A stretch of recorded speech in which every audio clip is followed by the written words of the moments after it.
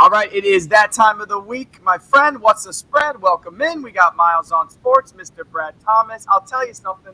The football season is officially, I feel like now, officially in full swing.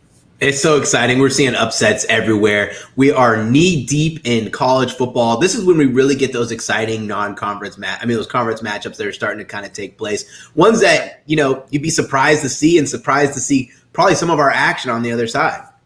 This is that time, and we're gonna talk about a couple today where you have some unexpected, undefeated teams. Yes.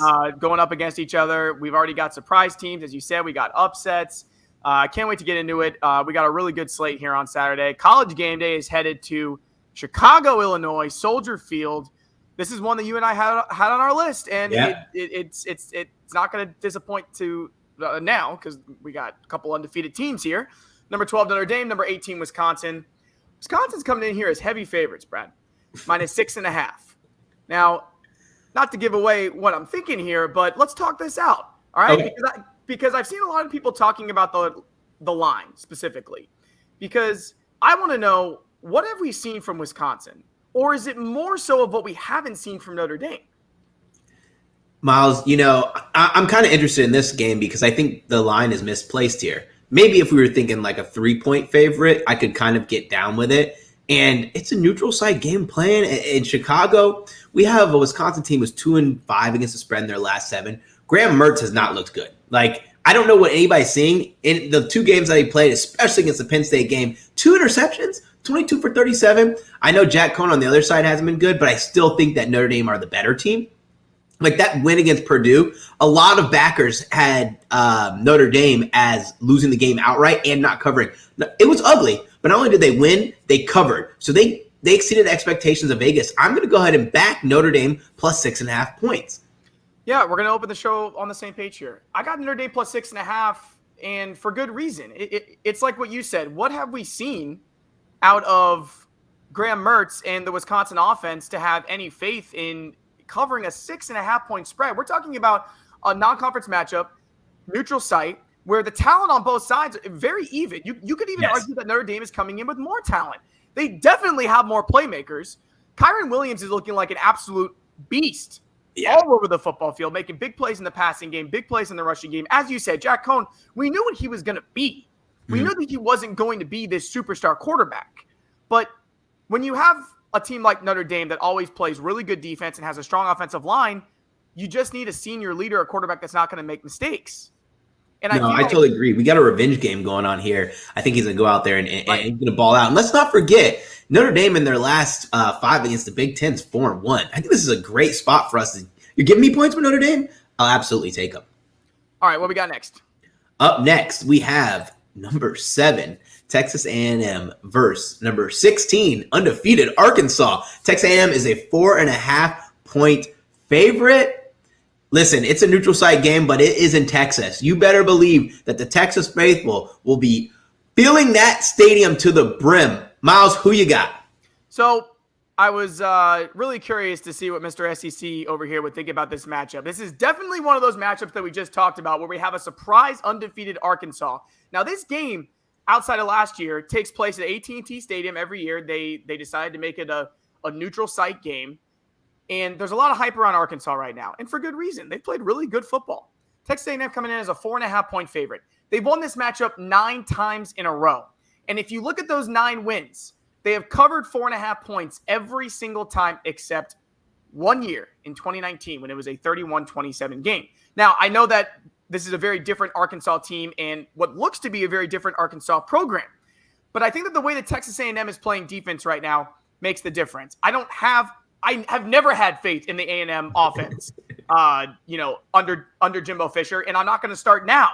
But I think that in a game like this, again, on a neutral site, I've seen more from A&M to from their program and from the talent on the field and the recruiting that it's got to catch up with Arkansas at some point. So I've been back and forth on this. I really have. But, at the end of the day, when I go to place my bet, I'm going to put it on the Aggies. No, Miles, I totally feel where you're coming from. Texas A&M has been solid defensively. They've dominated this matchup. I'm actually going to go with Arkansas, though.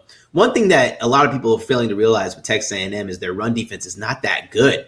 they're allowing 239 rush yards per game, where you have an Arkansas team who blew the brakes off Texas, ran the ball 333 yards. KJ Jefferson is a great quarterback for this offense.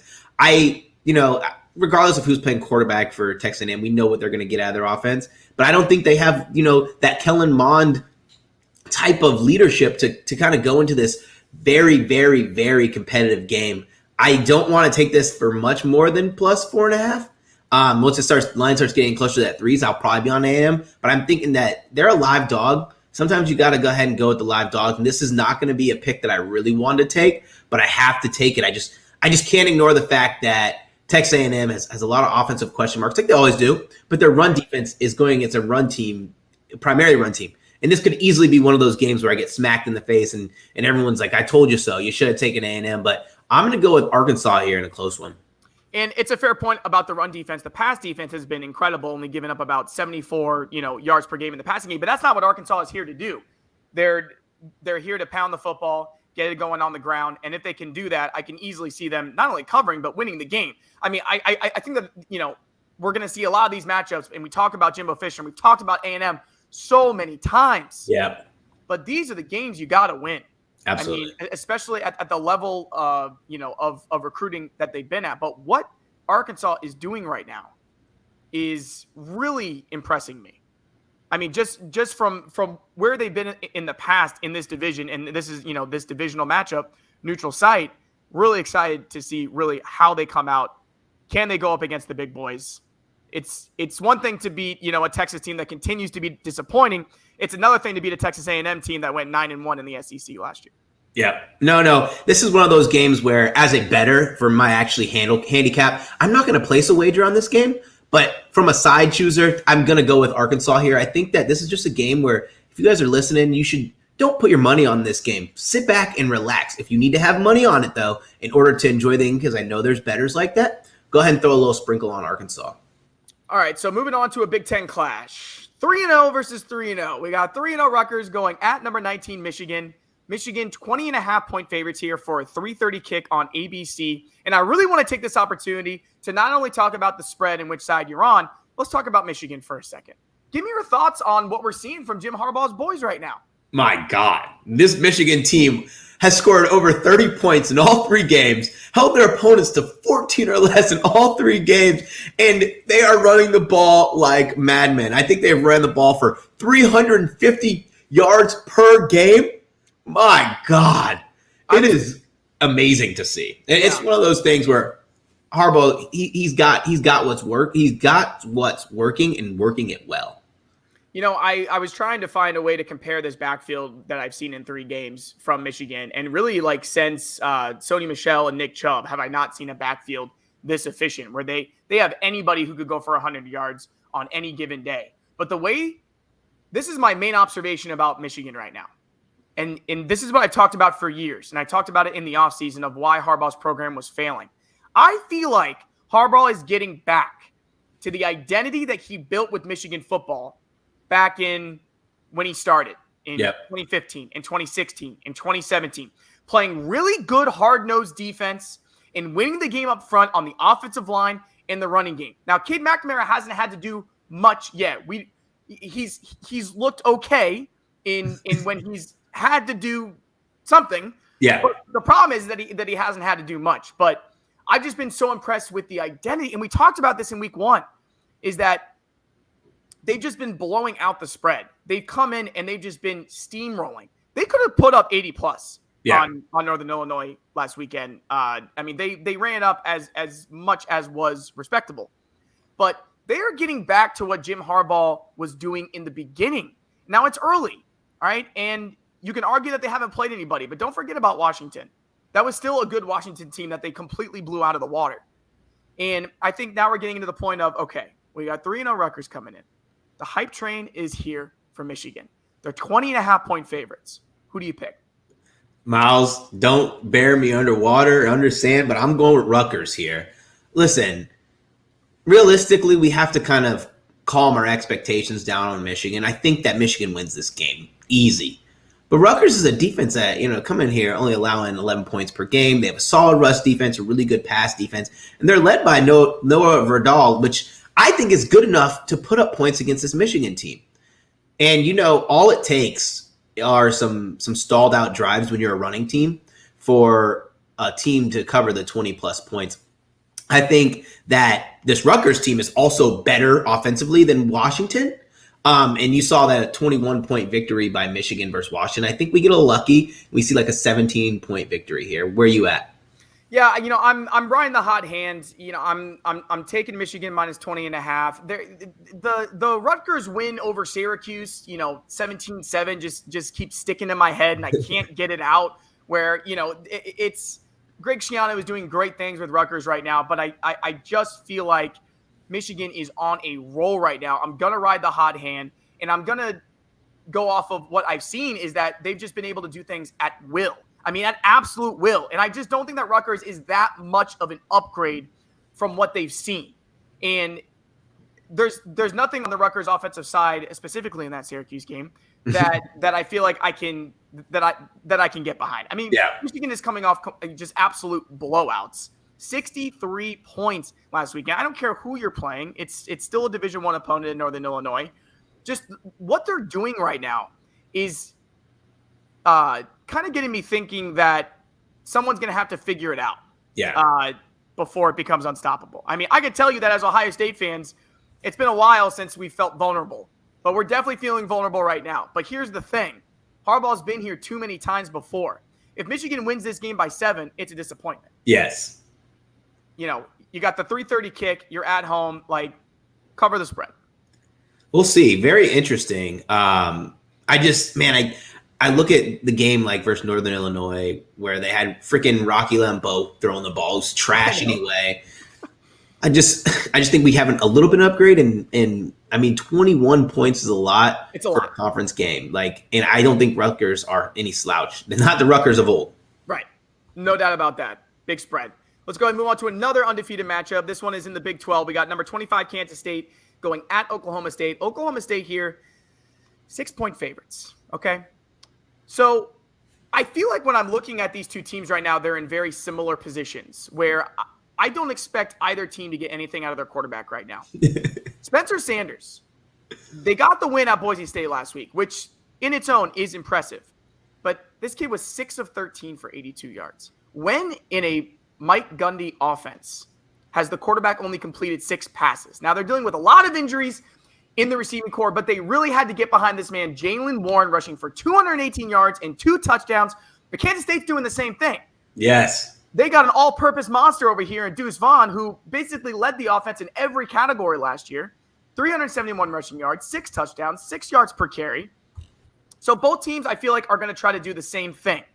So I'm taking the points. I'm taking Kansas State +6. I feel more comfortable with that, even with Kansas State playing with their backup quarterback and Will Howard. He made a few good throws last week. But as I said, neither team is going to try to get anything going in the passing game because there's nothing there right now. But if they do, keep in mind, Oklahoma State, not just last game, they're 103rd in the country in passing yards per game. So I don't know what's going on with Sanders or with Mike Gundy, but I'm comfortable taking the points here. Listen, it's a Mike Gundy offense that is only averaging 24 points per game, 190 yards passing per game, and even rushing. When you think about a limited passing attack, you got to have big rushing numbers, right? Yeah, 146, not going to get the job done. You said the name that I wanted to highlight, Deuce Vaughn, literally one of the best players in college football, and you guys should be paying attention to this guy. I am taking Kansas State, the +6. I love it a lot here. So, it's kind of hard to judge them game to game because you look at a team like Stanford where they beat 24-7.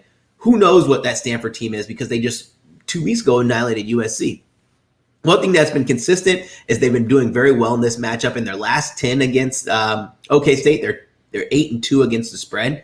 I don't think, like I said, like you said, I don't think Spencer Sanders is getting the job done here. I kind of like another upset here, and if we don't win, I think it's going to be a close one. Typically, when you have these run battles with struggling offenses, if the favorite wins, they win it a really cheeky 2 or 3 point victory.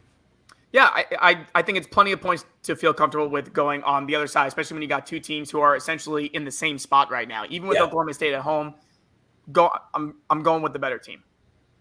Awesome. Well, before we get into the NFL, guys, I want to invite you to follow both Miles and myself on Twitter. Miles is at Miles on Sports. I'm at Mr. Brad Thomas, and the podcast is at What's the Spread _ You can find all of our analysis and our extra plays and articles on there as well. Okay. The NFL never ceases to disappoint. Betting the NFL is always an adventure. And I'll tell you, this is why you bet props. All right? This is called What's the Spread? And I love talking about the spread. But damn it all, if the spreads in the NFL have never been have never been tougher. I mean, right? It was I got beat up, man. And the bets that I won were totals and sides. Like, I'm giving out bets on other podcasts and on Twitter. The totals and sides were doing good, man. I got destroyed with the spreads.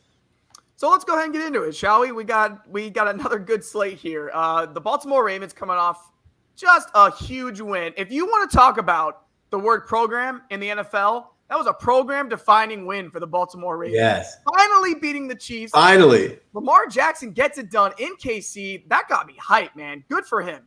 Good for him for proving the doubters wrong, because he is really showing out. But we got the Ravens here, 7.5-point favorites at the Lions. It's a 1:00 game. I'll let you start. I'm going to go with the Baltimore Ravens. One thing here that I like about the Ravens is their ability to run the ball. Everyone knows that. But even with their running backs going down, it doesn't look like they missed a step. Freaking even Devonta Freeman looked great. 8-10 against the spread in their last 10. 3-0 against the spread in their last 3 meetings with Detroit. Detroit does look solid, but they still have a bad defense. I think this is one of those games where the Ravens puts up somewhere like 250 rushing yards, and this is one of those games where you have Lamar Jackson putting up huge fantasy points. I'm going to go ahead and take the -7.5. Yeah, I'm also going to take the Ravens here, -7.5. They're 8-2 against the spread in their last 10 games dating back to last year. As I've said before, I think Lamar Jackson is the best regular season quarterback in the league right now, and it's really cool to see how far he has come. And that first Monday night game against Oakland, it was their first game at home. It was the stadium opener. Tough loss, but their performance against KC was so impressive. And the Lions haven't shown me anything. Yeah. They were able to backdoor cover week 1, but in the second half of that Monday night game against Aaron Rodgers, they had no answer. None. I mean, I think it was like 21-0, or at least a 21-0 run by Green Bay to easily cover the spread. Yep. So I'm going Ravens here too.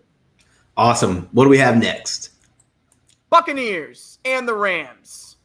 When I was looking ahead at the NFL schedule, I don't know how I missed this one, but what a week 3 treat that we have here, because the Rams, now that they have an actual quarterback, and how right were we about Jared Goff? Yes. Years. Just years. This kid did not have it. It actually surprises me that it took this long for Sean McVay to make the move. He's got his quarterback now. Stafford is thriving in Sean McVay's system. But on the other side, you got the defending Super Bowl champions and quite possibly a Tom Brady that we have never seen before. I mean, he's on pace to have his best season ever. Having that said, Buccaneers, they're 1.5-point favorites. I'll go ahead and start here. Cool. I'm taking the Rams. This line was originally Rams -1. It has since moved over to Bucks -1.5.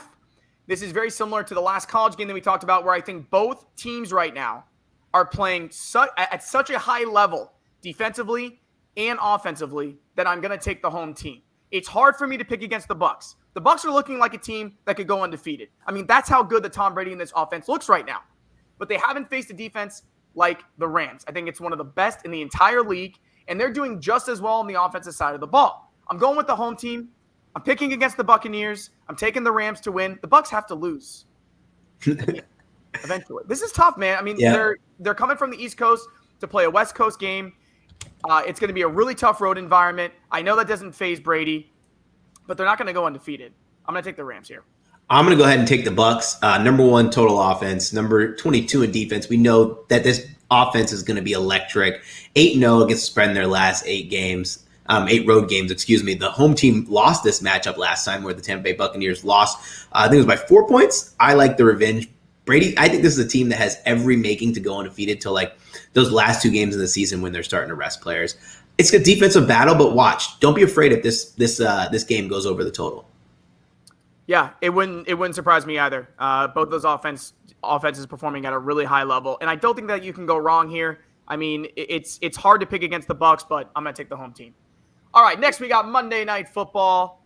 Finally get to talk about the Cowboys. We got the Philadelphia Eagles and the Dallas Cowboys. The Cowboys are 3.5-point favorites. Who you take? I'm taking the Cowboys. Even though, they had to fight and claw for a victory versus the Chargers, I think the Chargers are severely underrated. It's a funny stat that I found here. The home team in this matchup is 5-0 against the spread in their last 5 meetings. The Eagles looked abysmal against the 49ers. We know 49ers have good defense, but I'm just going to go with Dak. He looks good out there. And from week over week, the offensive line looked a lot better than it did week 1 versus week 2. It's hard for me not to want to back Jalen Hurts, but my fandom, this is not going to control my wallet. I think the Cowboys cover the spread here, and I think they win this one by like a 6-point margin. Yeah, Dallas, I hardly ever fade the Cowboys on this podcast, and it's costing me dearly in the past. I'm liking what I'm seeing from Dak. But here's the thing. Dallas, in their last 9 games as a favorite, they're 1-8 against the spread. But if you're looking at just this matchup, as you said, the Eagles gave me nothing last week. And also, you got to keep this in mind. This is the home opener for the Cowboys. They have had a brutal start to their schedule, having to go at Tampa Bay for their ring ceremony on opening night, then go all the way to the West Coast to, as you said, play a very underrated Chargers team, come away with the victory. Now they get to come home for Monday Night Football against their hated rival, the Eagles. I think they're going to be smelling blood in the water here. I think they're going to come out fast. I think they're going to come out with the lead. And Dak is looking just as much of the MVP pick as I had in the beginning of the year. He's looking just as good as I expect him to be. Yeah, you're right. Before the injury last season. Yes. So I'm also going to go Cowboys here -3.5. I'm surprised that it's not higher, but that's where we're at. Hey, I'm glad that you're on that side. Last, we're going to talk about your boys. We have the Cincinnati Bengals travel to Pittsburgh. Pittsburgh's are a 3-point favorite. This line came crashing down, and I'm going to take the Bengals here. Listen, Ben Roethlisberger hasn't thrown a pass all week. He's dealing with a pectoral issue. That offensive line is terrible. They're averaging 55 rush yards per game because they can't get any protection. I know it's the Bengals, and I know that the Bengals have looked god-awful, especially last game with Joe Burrow throwing 3 interceptions on 3 consecutive plays. But I'm going to go ahead and take the Bengals here. I just think that in terms of being the better team right now, I'm going to take my chance on the Bengals because the Steelers might not have been Roethlisberger, and you got to get this line before it gets to like 1, or even where it's on the other side and you're betting the Bengals as the favorite. Yeah, Steelers open as 6.5-point favorites here. It's all the way down to 3. The Bengals are just so bad on the run. And that's really what stuck out to me. 19-1 straight up in their last 21 road games. They're 1-9 overall in their last 10 games against the Steelers. I picked this game so that I could fade the Bengals. They never play well against the Steelers. And the Steelers have all kinds of issues right now. But I just don't really know where this Bengals offense is at after 2 games. I mean, I do know that the Steelers aren't moving the ball. But what I do know is that the Steelers always play well against the Bengals. That's what I'm going to say about that. I'm fading the Bengals. 19-1 straight up in their last 21 road games. I can't do it. Hey, I didn't want to bet this game at all. And then here you have me. I'm digging into this game and I'm like scratching my head and I go, battle of bad offensive lines, battle of bad quarterback play, battle of big question marks. But hey, I'm glad that we got to talk a little football. Guys, we're going to introduce you to our next segment, the goal line. So please stay tuned. Welcome to our segment that we like to call the goal line. Today we are joined by Bet Karma, DFS Karma's digital reporter, Taylor Mathis. Taylor Mathis can be found on Twitter at TMath11792. Taylor, thanks for joining us. How are you doing? Hi guys, thank you for having me. Absolutely. We're excited for you to join the podcast. I'm excited at the action that you're going to discuss. The first one, Miami Dolphins taking on the Las Vegas Raiders. Where are you at and why? All right, I'm going to take the Raiders to cover at 4. Reason being, that game last week against the Steelers, I think that the Raiders really solidified themselves as a top 5 team in the NFL right now and as a possible Super Bowl contender. Pass yards, they had 373 yards against the Steelers. That's over 100 yards more than the Steelers allowed in any game last year, which is crazy. And it's the most yards they've ever allowed at home in 6 years. So I feel like the Raiders pass game seems to be on.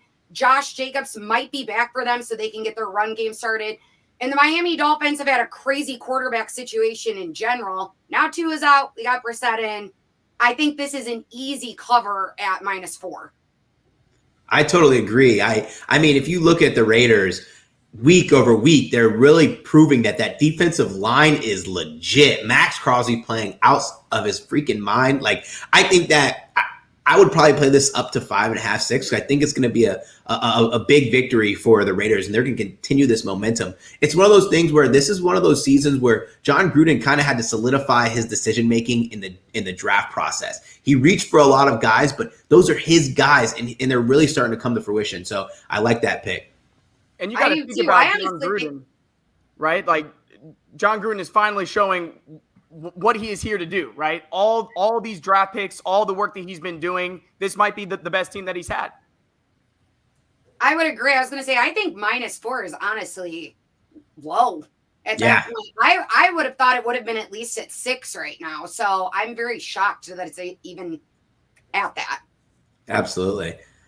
Awesome. So your next play is one that we covered a little bit earlier in the show, and I'm glad to see that you're siding with us. Okay. Tell us a little bit more about your Baltimore Ravens play. All right. I'm picking the Ravens to cover at -8 against the Lions. I mean, Lamar Jackson last week, that's probably arguably the biggest win of his career against the Chiefs. 0-3 against Patrick Mahomes, who he said is pretty much his kryptonite.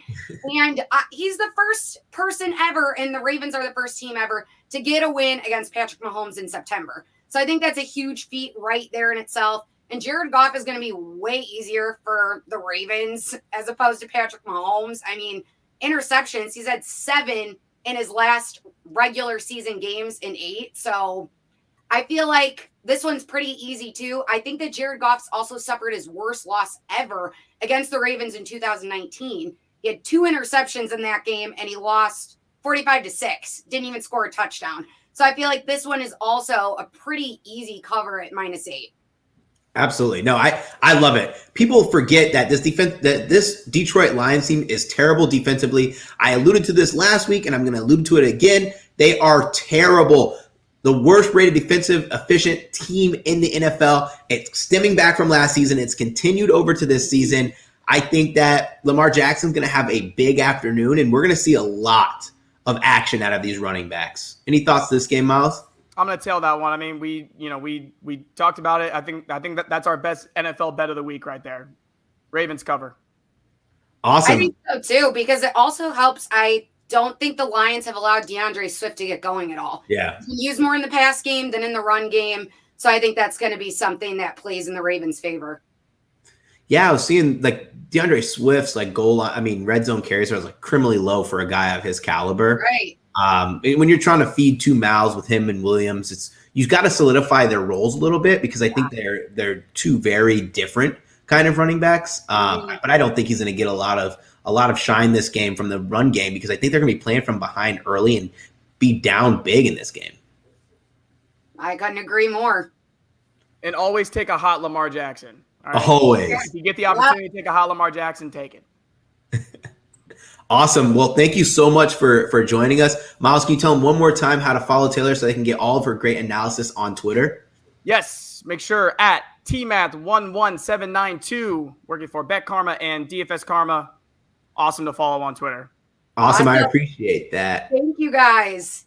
Awesome. Guys, be sure to download the podcast, iTunes, Stitcher, Google Play, or however else you get your podcast. Best of luck this weekend, everyone.